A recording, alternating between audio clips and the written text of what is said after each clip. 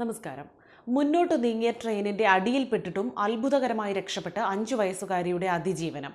Loco pilot കണ്ടതിനെ തുടർന്ന് train നിർത്തിയതിനാൽ കുഞ്ഞിന് പുനർജന്മം ലഭിച്ചത് വർക്കല റെയിൽവേ സ്റ്റേഷനിലാണ്. അതേസമയം ഡേ കെയറിൽ നിന്ന് അധികൃതർ അറിയാതെ 1 കിലോമീറ്റർ ഒറ്റയ്ക്ക് നടന്ന് 2.25 വയസ്സുകാരൻ വീട്ടിലെത്തിയത് വെള്ളായണി കാക്കാമൂലയിലും. ഈ ഭാഗ്യത്തിന്റെ നൂലിഴയിൽ പിഞ്ചുമക്കൾ രക്ഷപ്പെട്ടതിന്റെ സന്തോഷത്തിലും ഒപ്പം നടുക്കത്തിലുമാണ് 2 കുടുംബങ്ങളും.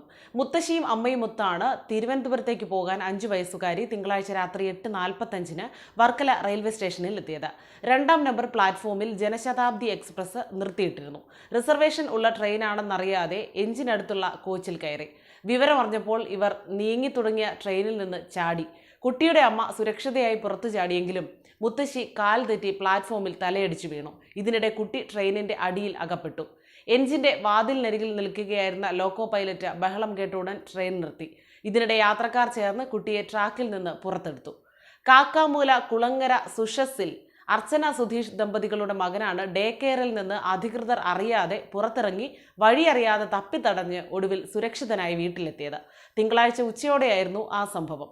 അധ്യാപികമാർ ഉൾപ്പെടെ 4 പേരാണ് ഡേ കെയറിലുള്ളത്. 3 പേർ സമീപത്തൊരു വിവാഹത്തിൽ പങ്കെടുക്കാൻ പോയിരുന്നതിനാൽ ഒരു അധ്യാപിക മാത്രമാണ് ഡേ കെയറിൽ ഉണ്ടായിരുന്നത്. മുതിർന്ന കുട്ടികളെ ശുചിമുറിയിലേക്ക് വിട്ട സമയത്താണ് 2.25 വയസ്സുകാരൻ പുറത്തിറങ്ങിയത്.